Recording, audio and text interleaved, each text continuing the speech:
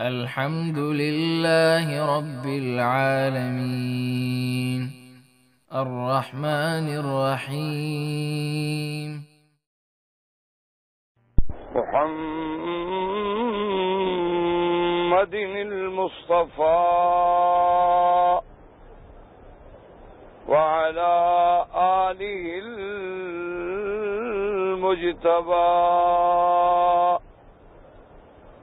وأصحابه النجبى اللهم صل على سيدنا محمد النبي الأمي الهاشمي وعلى آله وأصحابه البررة الكرام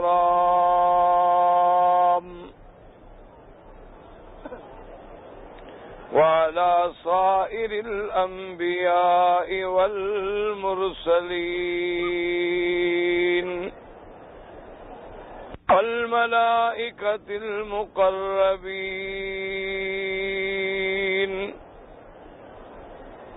أما بعد فقد قال الله تبارك وتعالى في القرآن المجيد والفرقان الحميد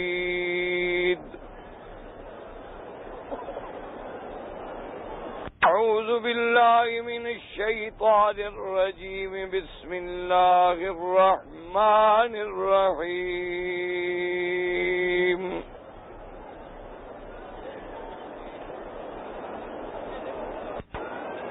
فمن كان يرجو لقاء ربه فليعمل عملا صالحا ولا يشرك بعبادة ربه أحدا. قال النبي صلى الله عليه وسلم من كان آخر كلامه لا إله إلا الله دخل الجنة أو كما قال النبي صلى الله عليه وسلم. صدق الله العلي العظيم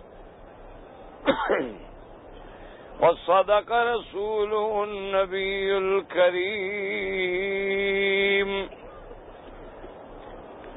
ونحن على ذلك لمن الشاهدين ومن الشاكرين والحمد لله رب العالمين.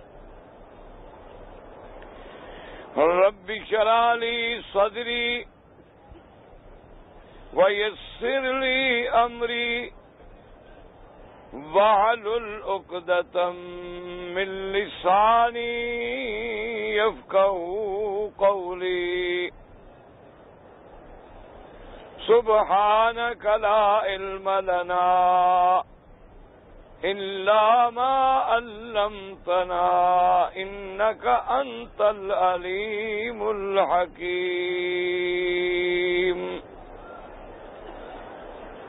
برادران اسلام،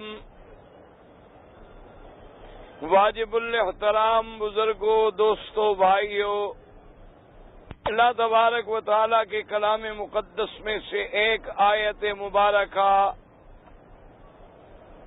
اور آقا انعامدار خاتم الانبیاء حبیب کبریا حضرت محمد مصطفیٰ صلی اللہ علیہ وعلا آلہ و اصحابہ وسلم تسلیما کثیرا کثیرا کہ فرامین مبارک میں سے ایک حدیث تلاوت کی ہے.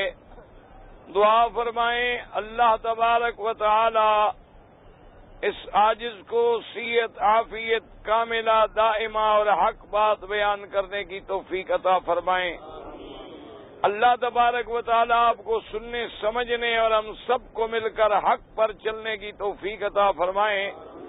پروردگار عالم تمام آنے والوں کی حاضری، حج، عمرہ، عبادت، زیارت منظور و مقبول فرمائیں۔ میں نے کل کے معروضات میں عرض کیا تھا کہ سب سے بڑا اور اہم ترین مسئلہ جو ہے وہ ہے اعتقاد کی اصلاح۔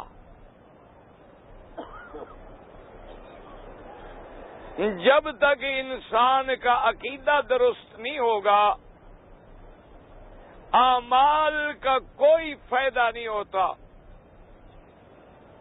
آپ دیکھیں کہ دنیا میں یہودیوں نے، نصرانیوں نے، کافروں نے، ہندوؤں نے بڑے بڑے کام کیے ہیں، مدرسے بنائے، ہسپتالیں بنائیں، غریبوں کی امداد کے لیے ہر مشکل وقت میں کیمپ لگائے، لیکن ان کے ان سارے اعمال کی کوئی حیثیت نہیں ہے۔ اللہ نے قرآن میں فرما دیا کہ ان کے عمل جو ہیں ہباء منصورا ہیں، لا نقیم لہم یوم القیامت وزنا، قیامت میں ان کے ان اعمال کا کوئی وزن، کوئی حقیقت نہیں ہو۔ وجہ کیا ہے کہ ان کا عقیدہ جو ہے وہ درست نہیں تھا۔ اس لیے آدمی ساری زندگی اگر اعمال صالحہ کرتا رہے، نمازیں بھی پڑھتا رہے، حج بھی کرتا رہے، خیراتیں بھی کرتا رہے، لیکن عقیدہ اگر صحیح نہیں ہے، ان اعمال کا کوئی فائدہ نہیں ہوگا قیامت کے اندر۔ ہر چیز کی بنیاد ہے، اور بنیاد جو ہے وہ عقیدہ ہے۔ اور اسی طرح آپ سمجھیں کہ میرے آقا سرکار مدینہ رحمت دو جہاں صلی اللہ علیہ وسلم کی عمر مبارک جو ہے وہ 65 سال ہے۔ آپ کی اس عمر مبارک میں 40 سال تک تو اللہ کا فرشتہ نہیں اترا۔ 40 سال کے بعد جبریل آئے، اللہ کا قرآن آیا، حضور صلی اللہ علیہ وسلم نے اپنی نبوت و رسالت کا اعلان فرمایا۔ آپ پر وحی اترنے کے بعد 13 سال میرے پاک نبی نے مکے میں زندگی گزاری ہے۔ 13 سال کے بعد حضور مدنی سرکار نے ہجرت فرمائی ہے مدینہ منورہ۔ اب آپ سمجھ لیں کہ مکی زندگی میں 13 سال متواتر حضور پاک نے کوئی اور دین کے مسئلے نہیں سمجھائے۔ 13 سال اگر سمجھایا تو صرف توحید سمجھائی، عقیدہ سمجھایا، نماز کے مسائل، روزے کے مسائل، حج کے مسائل، زکوٰۃ کے مسائل، اللہ کے حدود، ساری شریعت جو ہے مدینہ منورہ میں جا کے نافذ ہوئی۔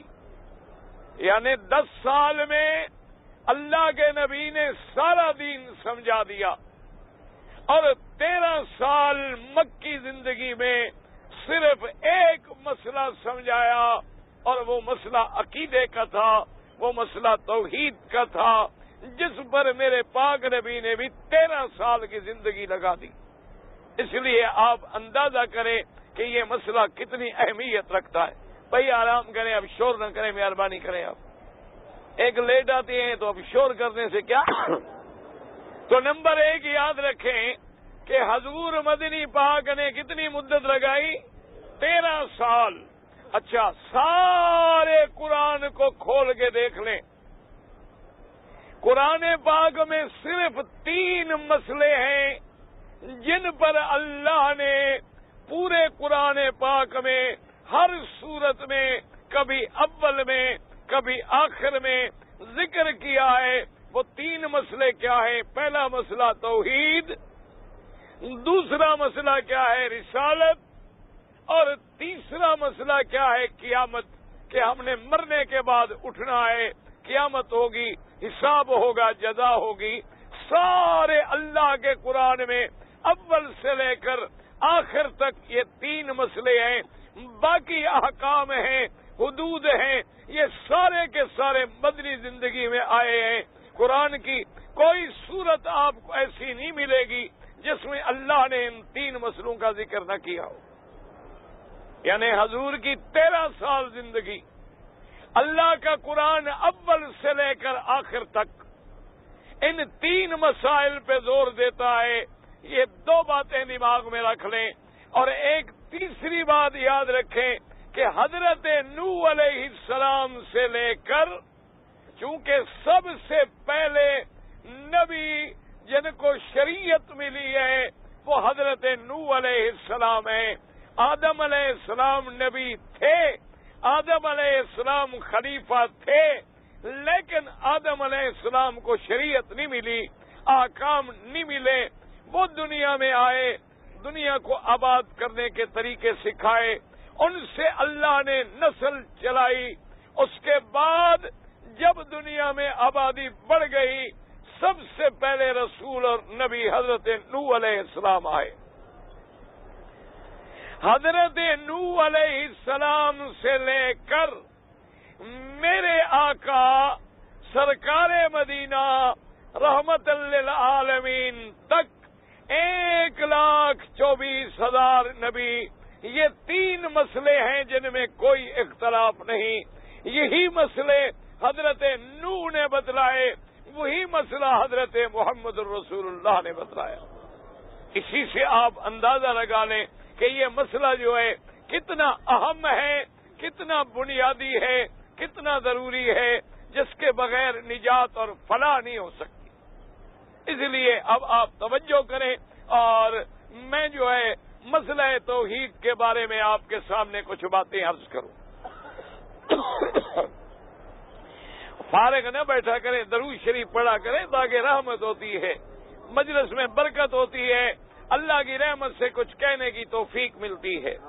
اچھا، اب یاد رکھیں جی، میں نے عرض کیا تھا کہ توحید کی قسمیں کتنی ہیں، یاد رکھ لیں. حج کی قسمیں کتنی تھی؟ 3. حج کے مہینے کتنی تھے؟ 3. اور توحید کی قسمیں کتنی ہیں؟ 3. ایک توحید تھی ربوبیت، یعنی اللہ کو رب مانا، خالق مانا، مالک مانا، مدبر مانا، آسمانوں کے بنانے والا، زمینوں کے بنانے والا، رزق دینے والا. یہ توحید تو ہے، لیکن اس کو کہتے ہیں توحید ربوبیت. سمجھ آ گئی بات؟ بھائی مہربانی کرو، اب بیٹھ جاؤ نا، کیوں لوگوں کے سروں پہ چھلانگ لگا رہے ہیں آپ؟ جہاں جگہ ملتی ہے بیٹھ جائیں بس. نمبر 2 کیا بتلایا تھا کہ توحید فی الاسماء والصفات. کیا مانا؟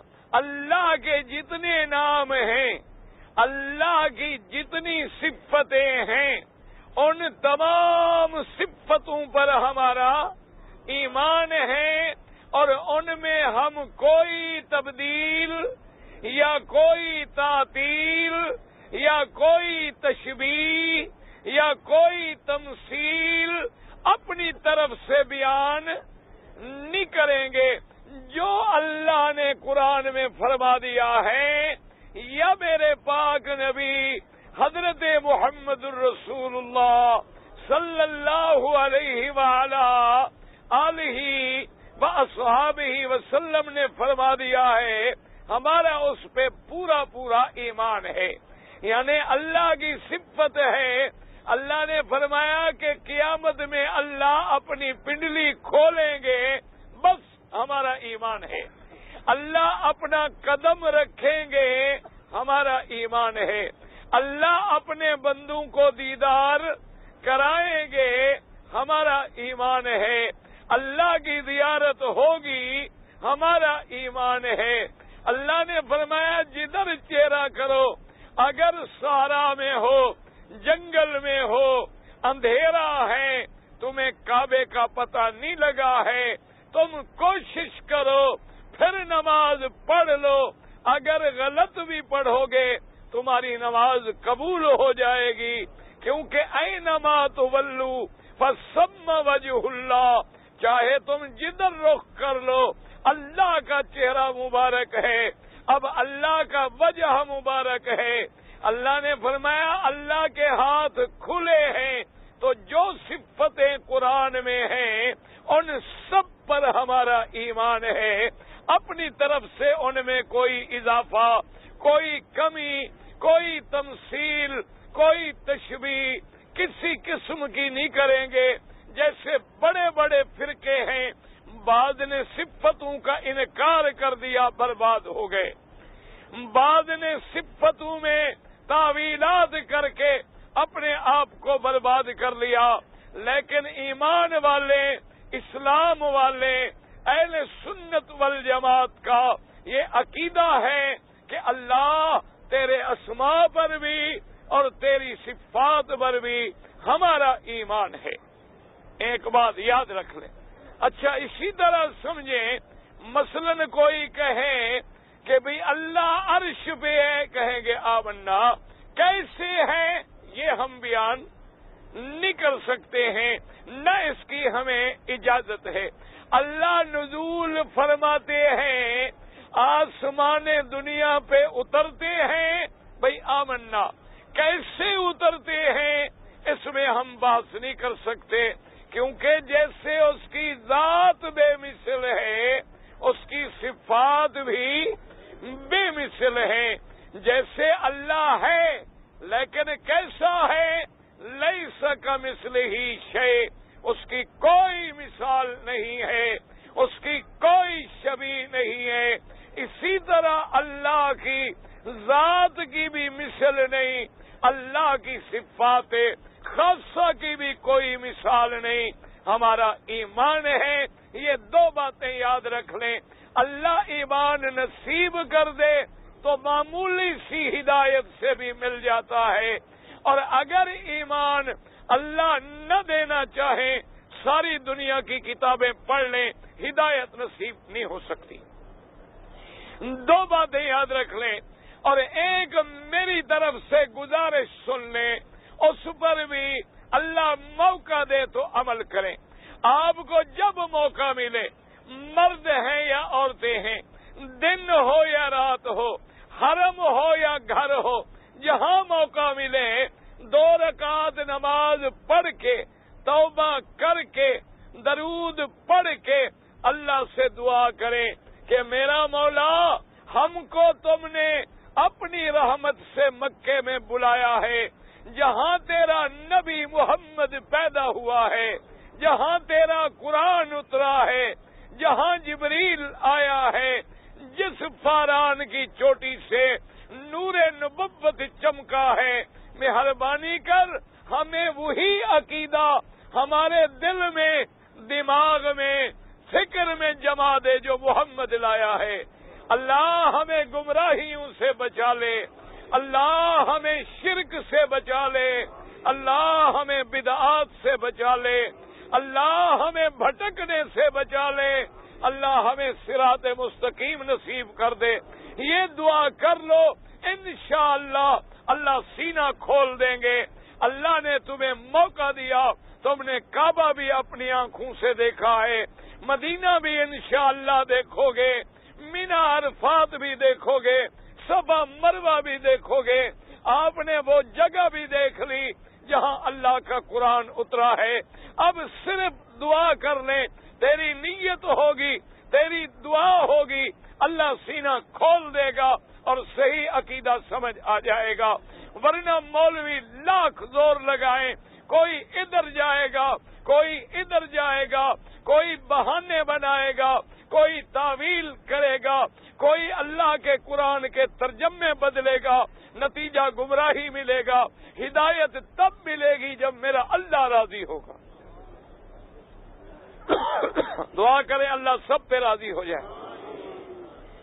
ایک بزرگ ہیں، بڑے عالم ہیں، انہوں نے لکھا کہ ایک دفعہ میں نے توحید کے مسئلے میں غور کیا تو کئی دن لگ گئے، میرے دماغ میں خیال آیا بھئی اللہ نے مجھے علم دیا ہے، میں نے اتنی زور لگایا توحید کے مسئلوں پہ، قرآن کی سینکڑوں آیتوں پہ غور کیا ہے، لیکن ایک جاہل آدمی جو بالکل ان پڑھ ہو، بالکل جاہل ہو، اس بیچارے کو توحید کا مسئلہ کیا سمجھ آئے گا؟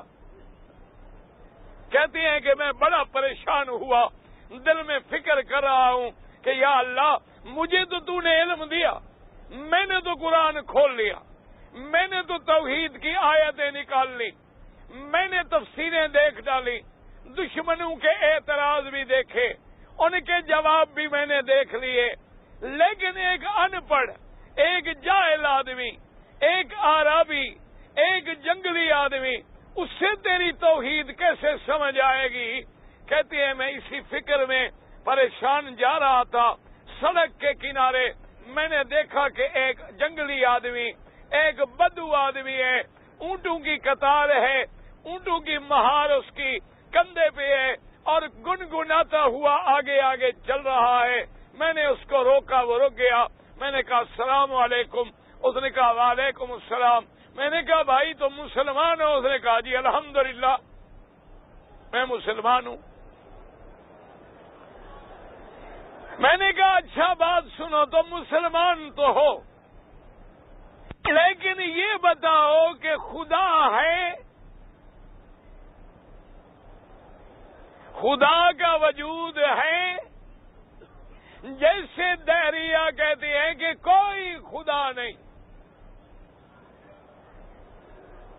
ثنویہ کہتے ہیں کہ دو خدا ہیں، سابعیہ کہتے ہیں کہ خدا تو ہے لیکن اس نے اختیارات جو ہیں وہ سارے شمس و کواکب سیارات کو دے دیے ہیں۔ میں نے کہا پہلے اس سے یہ تو پوچھوں کہ مسلمان ہیں، میں نے کہا تمہارا ایمان ہے خدا ہے؟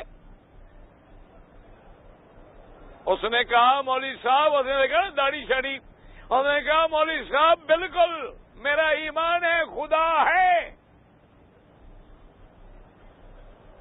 اب دوسرا میں نے سوال کیا، میں نے کہا اچھا خدا ہے تو کوئی دلیل لاؤ، کیسے مان لوں کہ خدا ہے؟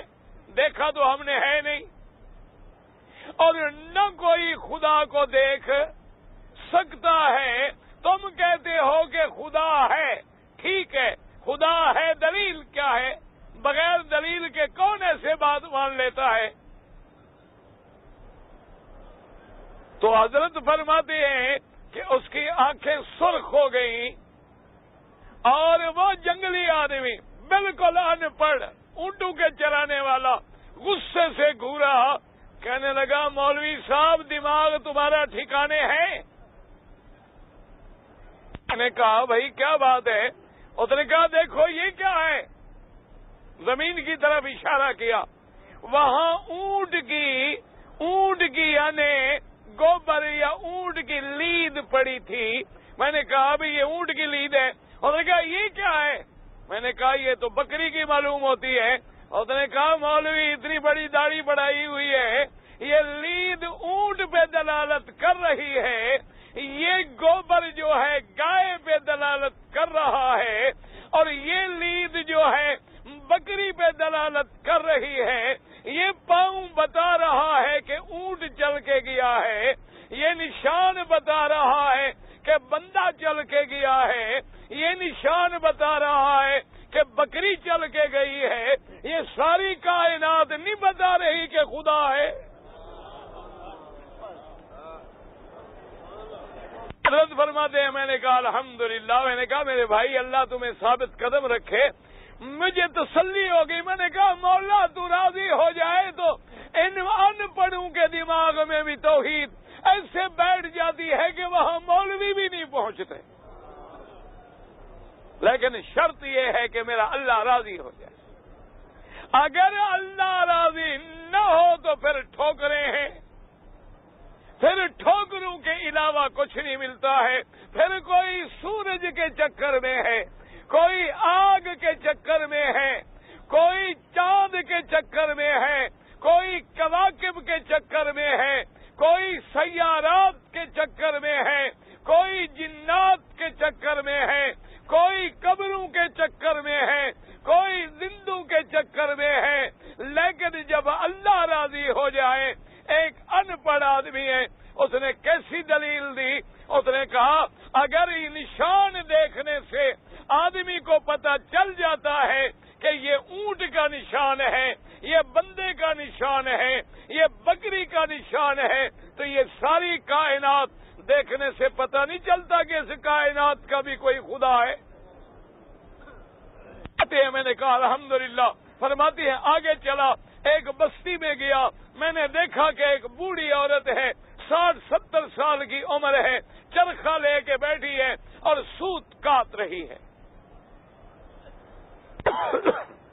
درود شریف پڑھا کریں تاکہ برکت ہو۔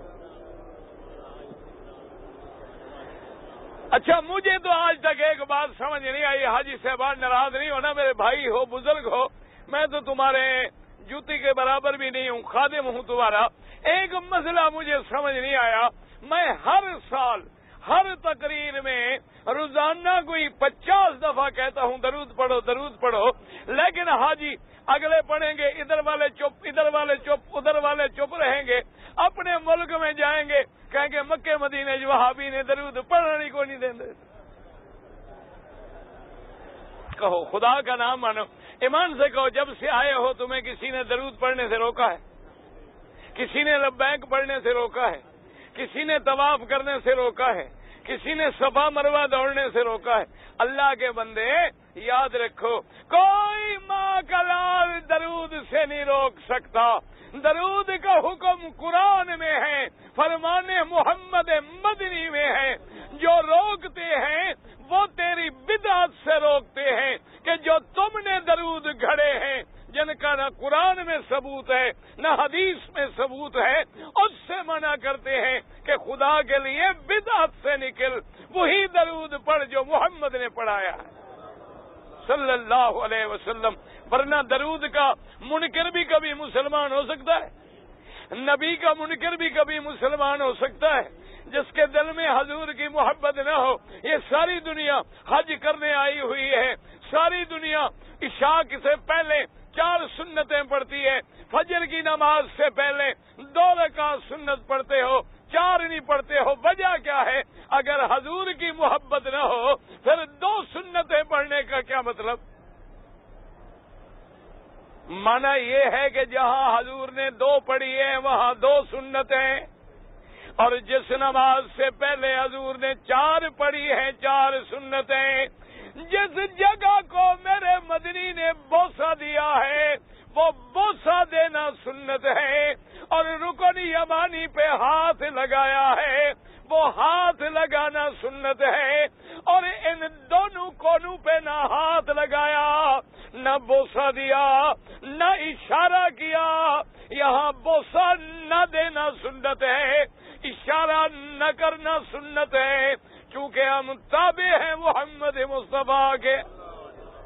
بلکہ ایک قدم آگے چلیں، میرا تو ایمان ہے کہ ہم توحید بھی وہی مانتے ہیں جو توحید ہمیں پڑھائی ہے محمد رسول اللہ نے۔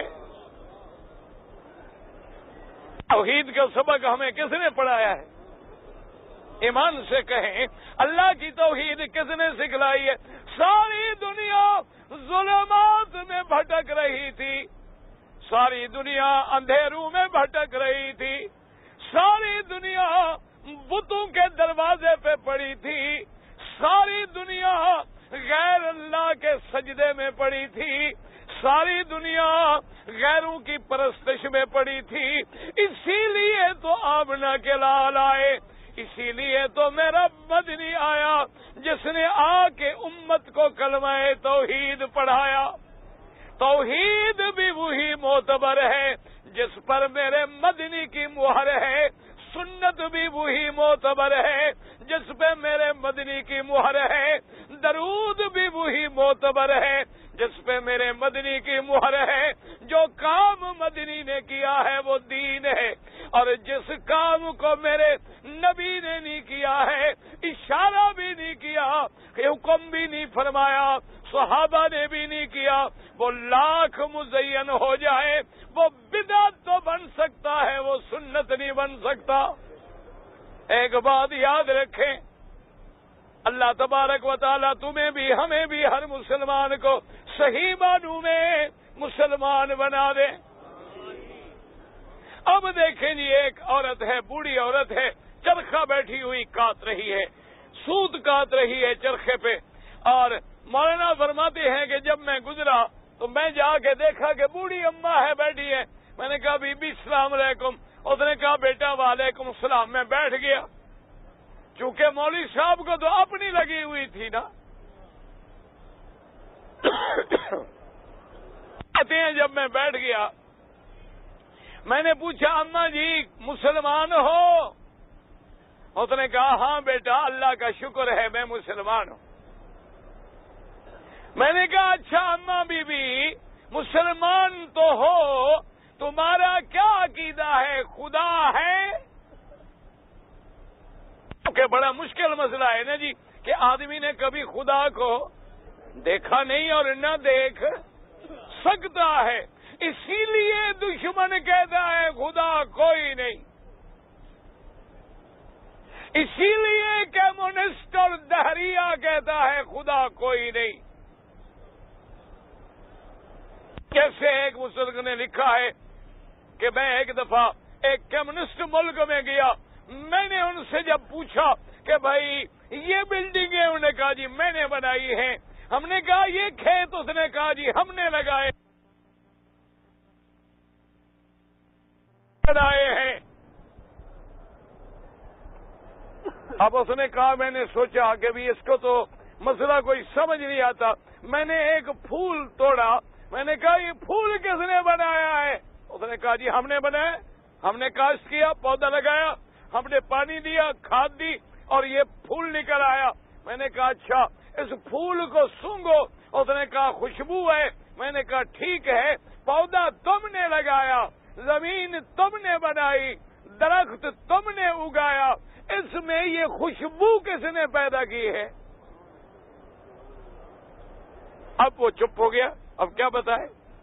میں نے کہا ایک ہی ٹکڑا زمین کا ہے، یہاں سبز پھول ہے، سفید ہے، لال ہے، چمیلی ہے، نرگس ہے، گلاب ہے، چمپا ہے، زمین ایک ہے، پانی ایک ہے، سب کا رنگ بھی جدا ہے، خوشبو بھی جدا ہے، یہ کس نے کیا ہے؟ وہی وہ چپ ہوا۔ میں نے کہا دہریے وہی وہ ذات ہے جس کو ہم خدا کہتے ہیں۔ جہاں تیرا عقل جواب دے جاتا ہے وہاں پھر خدا کی ذات سمجھ جاتی۔ فرماتے ہیں میں نے بڑھیا سے پوچھا، میں نے کہا اماں بی بی خدا ہے؟ اس نے کہا ہاں بیٹا ہے۔ میں نے کہا بی بی کو دلیل، کوئی قرآن کی آیت پڑھو، کوئی حدیث مبارک، کوئی دلیل۔ اس نے کہا مولوی صاحب میں تو بوڑھی عورت ہوں، دیہات میں رہنے والی، میں نے تو قرآن بھی نہیں پڑھا، میں نے تو کچھ پڑھا بھی نہیں ہے۔ میں نے کہا تو پھر تمہیں کیسے پتا ہے کہ خدا ہے؟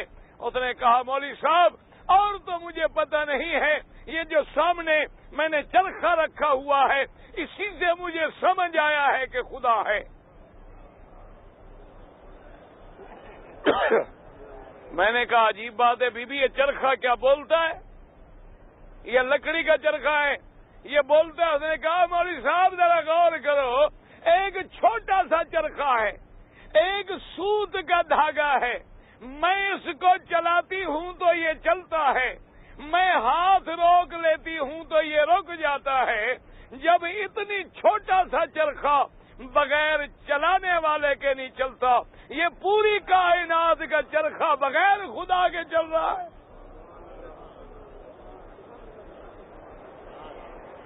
میں نے کہا بھائی بوڑھی ماشاءاللہ دلیل تو بڑی مضبوط ہے۔ میں نے کہا اچھا اماں بات یہ ہے، ہو سکتا ہے کہ دو خدا ہوں، یہ تو دلیل ہو گئی کہ خدا تو ہے، لیکن ہو سکتا ہے کہ ایک نہ ہوں اور دو خدا ہوں. اس نے کہا بیٹا مولوی صاحب دو خدا نہیں ہو سکتے. میں نے کہا جی کیوں نہیں ہو سکتے, دلیل کیا ہے؟ اس نے کہا دیکھو بات سنو, اگر یہ ایک چرخا ہے, میں ادھر بیٹھوں تو ادھر بیٹھے, اگر ہم دونوں کی رائے ہو کے یوں چلائیں تو پھر دوسرے کی ضرورت ہی کوئی نہیں. اور اگر ایک ادھر چلائے ایک ادھر چلائے تو چرخا ٹوٹ جائے گا. جب یہ اتنی چرخا دو آدمیوں سے ٹوٹ جاتا ہے, اتنا بڑا نظام بھی دو خدا نہیں چلا سکتے, ورنہ ایک کہے گا سورج نکال لو, دوسرا کہے گا نہ نکالو. تو اب جو کمزور ہو گیا وہ کمزور کبھی خدا نہیں ہو سکتا. اچھا دونوں راضی ہو گئے کہ نکال لو تو پھر دوسرے کی ضرورت کیا ہے؟ پھر ایک ہی کافی ہے نکالنے کے لیے. تو اس سے مجھے چرخے سے سمجھ آیا ہے کہ خدا ہے اور ایک. اصل دعا کر کے اللہ سمجھ دیتے. حضرت سیدنا ابراہیم کہہ دو علیہ السلام وقت کے ظالم نمرود وقت کا باجبروت بادشاہ ہے, کافر ہے, مشرک ہے. حضرت خلیل اکیلے ہیں. حضرت خلیل علیہ السلام آئے, ساری بادشاہ کی دربار لگی ہوئی ہے. بادشاہ کو چیلنج کیا کہ ظالم تو خدا نہیں, تو بندہ ہے, تو انسان ہے, تو بندہ ہے, تو کھانے کا محتاج ہے, پینے کا محتاج ہے. میں تجھے خدا نہیں مانتا. میرا خدا وہ ہے جو واحد ہے, جو احد ہے, جو صمد ہے, جو لم یلد ہے ولم یولد ہے. حضرت ابراہیم نے جب اللہ کی توحید پہ تقریر کی, وقت کے بادشاہ سے مناظرہ کیا, مقابلہ کیا. اب ظالم بادشاہ نے کہا کہ ابراہیم اچھا تم جو مناظرہ کرتے ہو اپنے خدا کے بارے میں کوئی دلیل دو. اب دیکھیں اللہ کا قرآن ہے, غور کریں, توجہ کریں اور دل میں دعا بھی کریں اور زبان پہ درود محمد مدنی بھی پڑھیں تاکہ اللہ کا قرآن سمجھ آ جائے. اللہ بدعت سے اور شرک سے نجات عطا فرمائے. اب دیکھیں سیدنا ابراہیم کیا کہتی ہیں, اذ قال ابراہیم ربی الذی یحیی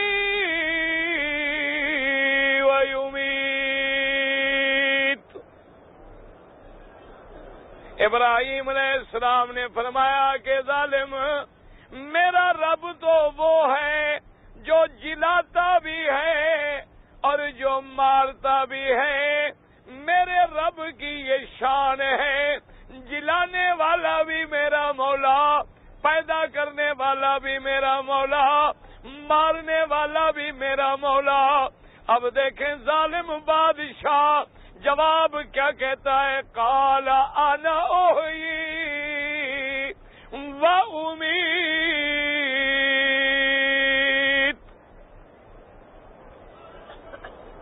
اچھا نے کیا کہا, اس نے کہا اچھا خدا مارتا ہے جلاتا ہے, یہ تو میں بھی کر سکتا ہوں.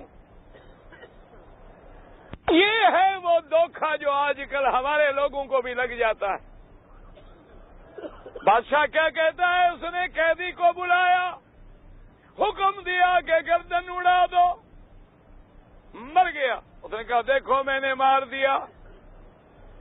ایک قیدی کو بلایا جس کو عمر موت ہو چکی تھی, سزائے موت, اس کو بلایا, کہا جاؤ میں نے تم کو رہا کر دیا ہے. اس نے کہا دیکھو ابراہیم اس کو میں نے مار دیا ہے, اس کو میں نے جلا دیا ہے. اب جاہل جلانے اور مارنے کے ترجمے کو بھی نہیں سمجھ رہا. کیوں؟ سمجھو مسئلہ. اسی لیے لوگ دھوکے میں پڑتے ہیں. ایمان سے کہیں کہ حضرت ابراہیم نے جب دعا مانگی تھی کہ ربنا تقبل منا انک انت السمیع العلیم، سننے والا کون ہے؟ دعاؤں کے سننے والا کون ہے؟ اور جاننے والا؟ اچھا تم بھی تو سننے والے ہو. سمجھو مسئلہ. توجہ ادھر رکھو، دماغ ادھر ادھر نہ کرو. بھائی اللہ بھی سننے والا ہے، اور اسی قرآن نے کہا ہے کہ بندہ بھی سننے والا. اللہ کے قرآن میں ہے، سورۃ دار کھول کے پڑھ لیں. اللہ فرماتے ہیں حل تعالی الانسان حین من الدہر لم یکن شیئا مذکورا انا خلقنا الانسان من نطفۃ نبتلیہ. آگے فرماتی ہے فجعلناہ سمیعا بصیرا. اللہ فرماتی ہے میں نے بندے کو پانی سے پیدا کیا اور پھر میں نے بندے کو سننے والا اور دیکھنے والا بنا دیا کہ سنتا بھی ہے دیکھتا بھی ہے. اب اگر کسی کو کہو کہ ہمارا خدا سنتا ہے اور وہ جاہل کہے کہ میں بھی سنتا ہوں تو کیا خیال ہے؟ نعوذ باللہ بس ہر سننے والا خدا بن جائے گا. اگر کوئی کہے کہ میرا خدا جو ہے سمیع بھی ہے بصیر بھی ہے دیکھنے والا بھی ہے اور وہ ظالم جاہل کہے کہ میں بھی دیکھتا ہوں. سمجھو مسئلہ. یہی دھوکے ہیں جس کی وجہ سے آج دنیا اللہ نہ کرے نمازیں بھی پڑھ رہی ہے، کلمے بھی پڑھ رہی ہے، حج بھی پڑھ رہی ہے، لیکن عقیدے میں شرک بھرے ہوئے. اب جس کو اللہ نے عقل دی ہے، جس کو اللہ نے ہدایت دی ہے، وہ کہے گا کہ مولوی صاحب بندے کا سننا اور ہے اور خدا کا سننا اور ہے. اس کی صفت کی کوئی مثال. ہمارا کان خراب ہو جائے تو سننا ختم. اگر آدمی دور چلا جائے تو ہمارا سننا ختم. اگر ہم بوڑھے ہو جائیں، قوا ضعیف ہو جائے تو ہمارا سننا ختم. اگر کپاس ٹھونس دیں تب بھی ہمارا سننا ختم. ہم مر جائیں سامنے رکھے ہوں تب بھی ہمارا سننا ختم. لیکن اس کا سننا کبھی ختم. میرے مالک کا سننا کبھی ختم. وہاں دور قریب کا مسئلہ نہیں ہے. اس کی میں آپ کو ایک واقعہ عرض کروں، آپ درود شریف پڑھ لیں. اللہ کے فرشتوں نے نوری مخلوق نے عرض کیا، انہوں نے کہا اللہ رب کریم. اللہ نے فرمایا کیا کہتے ہو ملائکہ؟ انہوں نے کہا مولا دریا کے اندر سے ایک آواز معلوم ہوتی ہے، سمجھ نہیں آتی. کبھی وہ ادھر سے آ رہی ہے، کبھی ادھر سے آ رہی ہے، کبھی ادھر سے آ رہی ہے، کبھی ادھر سے آ رہی ہے، سمجھ ہمیں نہیں آتی. اللہ میاں یہ کیا آواز ہے؟ سمندر میں نوری ہے، ملائکہ ہے، لیکن پوری طرح سن نہیں سکتے، پوری طرح سمجھ نہیں سکتے ہیں. سبحان اللہ. اب میرے مولا کی شان دیکھیں. اللہ نے فرمایا ملائکہ یہ میرا محبوب بندہ ہے، میرا پیارا بندہ ہے، میرا شان والا نبی ہے، حضرت یونس ہے، یہ میرے نبی کی آواز ہے۔ اللہ میاں نبی کی آواز دریا میں، اللہ نے فرمایا کہ میرا نبی میرے حکم کا انتظار نہیں کیا، میں نے امتحان میں مبتلا کر دیا ہے۔ اس وقت وہ مچھلی کے پیٹ کے اندر ہے۔ فنادا فی الظلمات اللہ الہ الا انت سبحانک انی کنت من الظالمین۔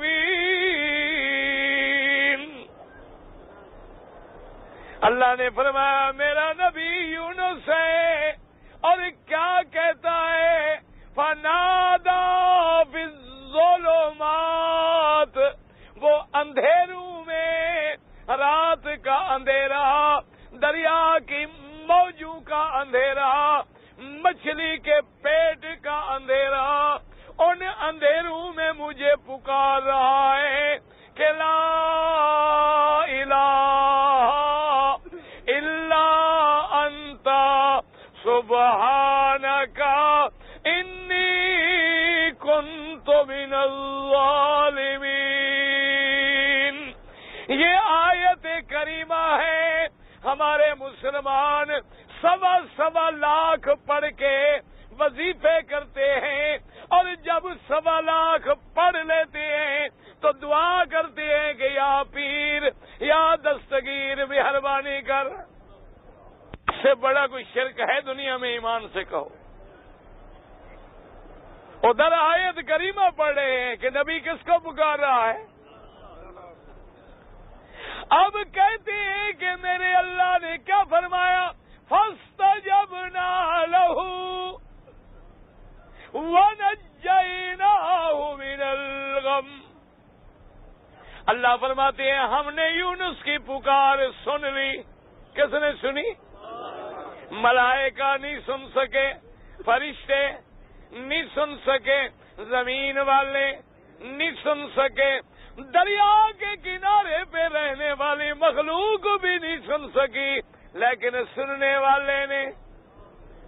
لہذا اس کے سننے کا کیا مقابلہ، اس کے دیکھنے کا کیا مقابلہ؟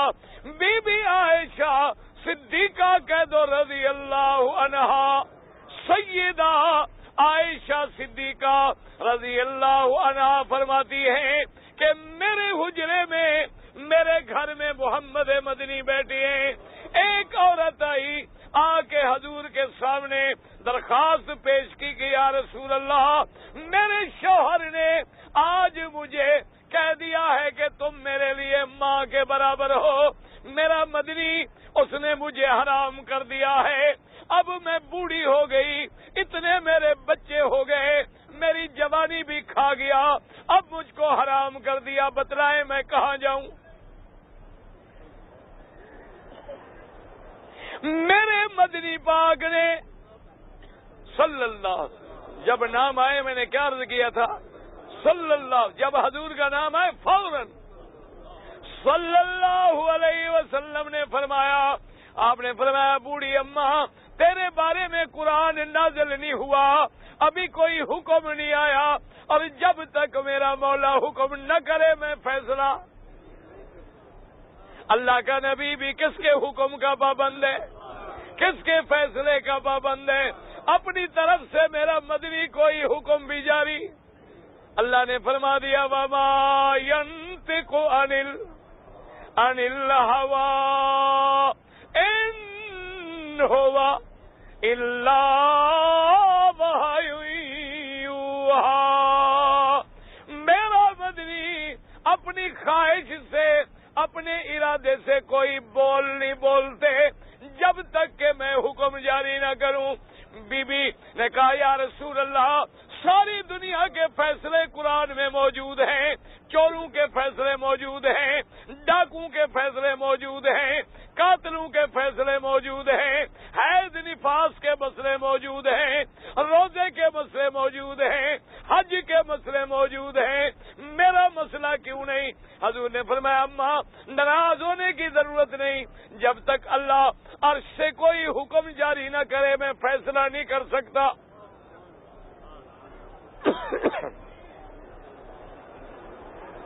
خدا کے بندو اللہ کے قرآن کو سنو، ایسے نہ عقیدے زبانی گھڑ لو کہ بھئی نبی جو چاہے کر دے، نا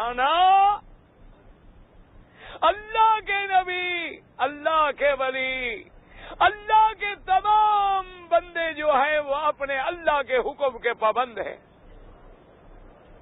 اللہ کے حکم کے بغیر کوئی مسئلہ نہیں ہو سکتا۔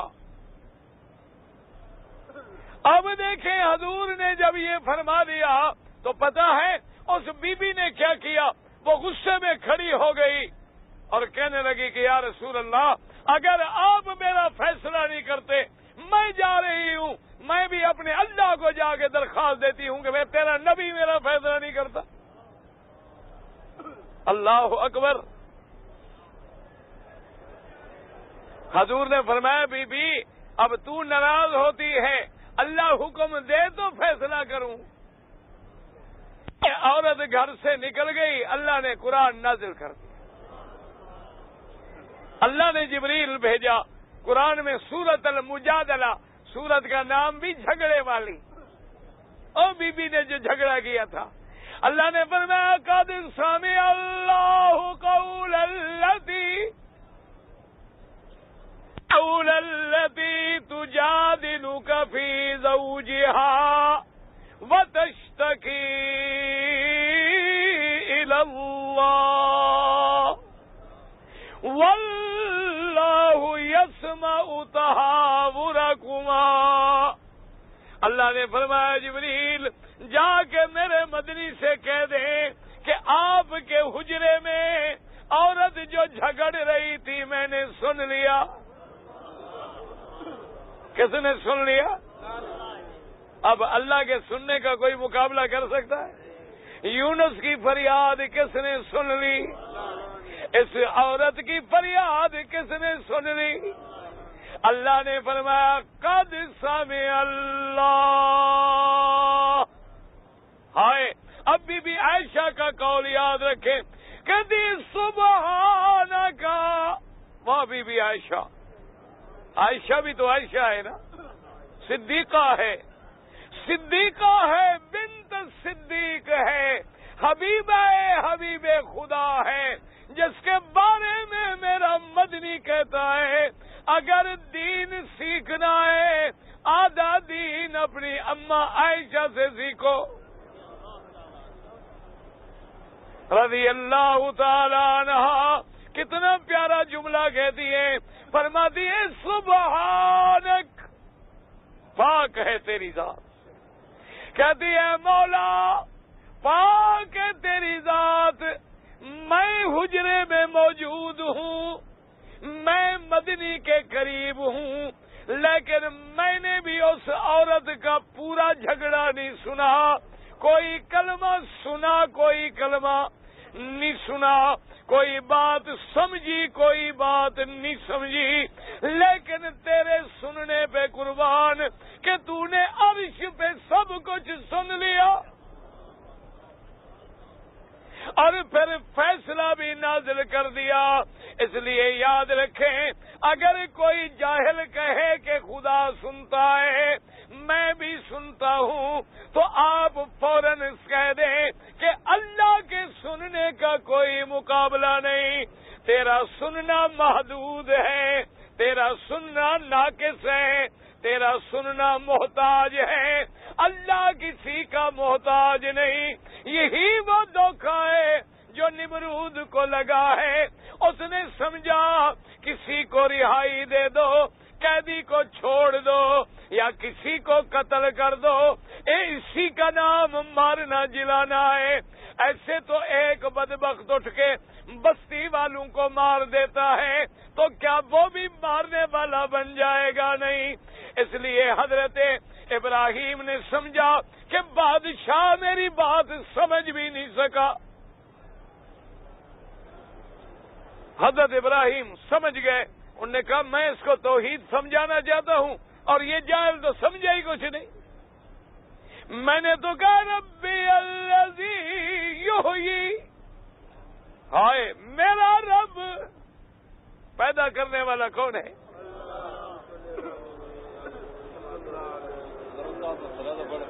اور اس بس آپ مہربانی رکھے پیارا ہے یا کڑوا ہے، ابھی آپ خاموش رہیں. بھئی مہربانی فرمائیں بانجے جی احیاء، اور خدا وہ ہے جو حیات کو بھی پیدا کرتا ہے. سمجھے مسئلہ؟ حیات بھی چیز ہے، موت بھی. الذی خلق الموت والحیات لیبلوکم ایکم احسن عملا. وہ ذات جس نے حیات کو پیدا کیا، جس نے موت کو پیدا کیا. اب جناب نمرود یہ بات کیا سمجھے؟ اس نے سمجھا بس مارنا یہ ہے، جاؤ جی مار دو، جاؤ جی چھوڑ دو. میں نے بھی مار دیا. اور اسی ظاہر میں تو لوگ دھوکہ کھا کے گمراہ ہو جاتے ہیں نا. اب ابراہیم علیہ السلام نے فرمایا کہ میں ایسی بات کروں جو لوگوں کو بھی سمجھ آئے اور اس کے دماغ میں بھی آئے، تاکہ لوگ بھی بیچارے دھوکے میں نہ پڑے کہ دیکھو جی بادشاہ نے ایک آدمی کو مار دیا، ایک آدمی کو چھوڑ دیا، لہذا یہ بھی مارنے والا ہے، جلانے والا ہے. اب سیدنا ابراہیم، ہاں اللہ کے نبی، ساری جانیں ہماری اللہ کے نبیوں پہ قربان ہو جائیں. اور پھر نبی بھی کون؟ خلیل، خلیل اللہ ہے. اور وہ نبی جس کی ذریت میں نبوت ہے. اب دیکھیں کیسی بات کی. فرمایا ان اللہ یہدی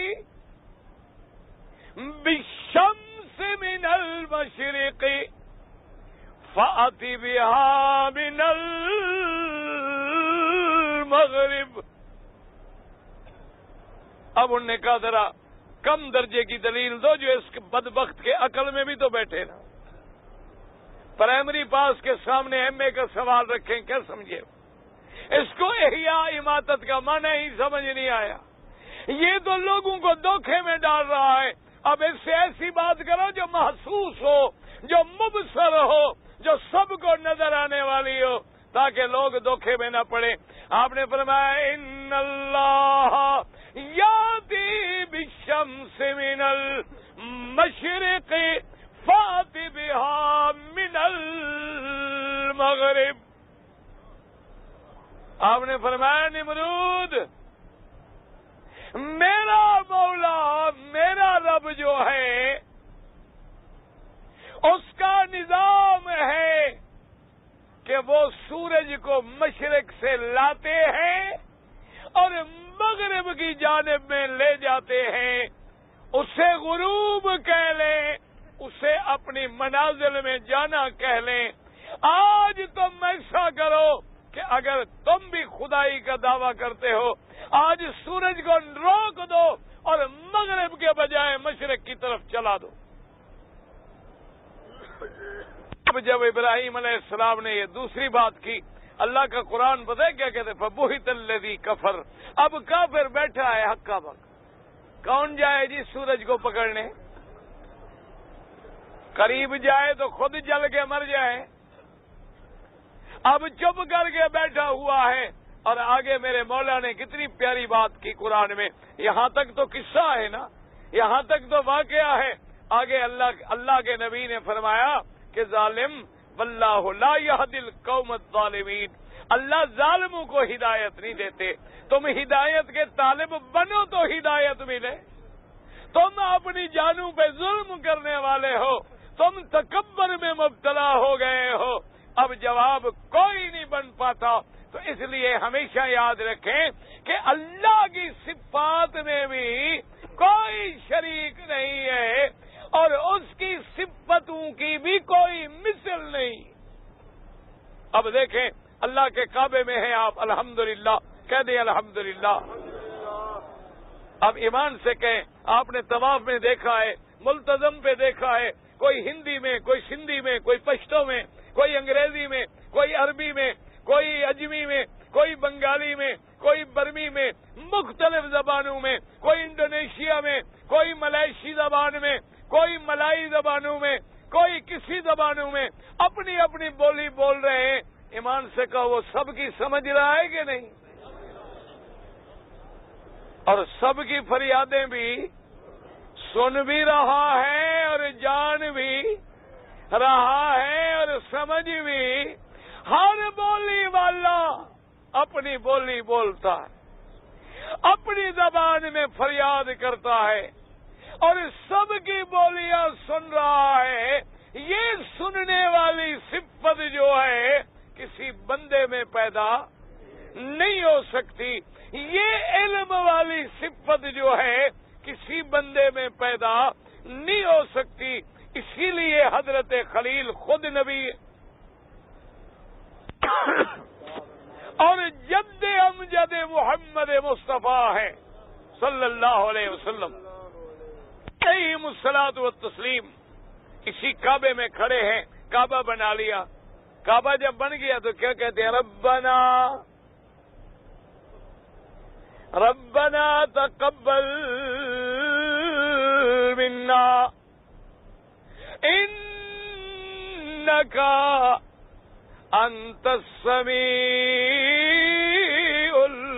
العلیم. اے ہمارے رب تقبل ہماری یہ تھوڑی سی محنت، ہماری یہ معمولی سی تعمیر جو ہے، ورنہ تیرا گھر تیرے شان کے مطابق تو ہم نہیں بنا سکتے، تیری شان تو ہم نہیں بنا سکتے. ہم سے جو سکا ہم نے بنایا تاکہ سننے والا بھی تو ہے اور جاننے والا بھی تو ہے. حالانکہ ابراہیم نہیں جانتے تھے کہ اسماعیل بھی تو سن رہا ہے، لیکن اصل سننا جو ہے، اصل صفت سمیع جو ہے، صفت علیم جو ہے وہ اللہ کی ہے. تو عقیدہ رکھیں، یہ بھی توحید ہے کہ اللہ کے ناموں پر بھی ایمان ہے، اللہ کی صفات پر بھی ایمان ہے. جیسے اس کی ذات بے مثل ہے ایسے اس کی صفات بھی بے مثل ہیں. نہ اس کی ذات. اللہ اکبر. ربنا آتنا فی الدنیا حسنۃ وفی الآخرۃ حسنۃ ربنا ظلمنا انفسنا.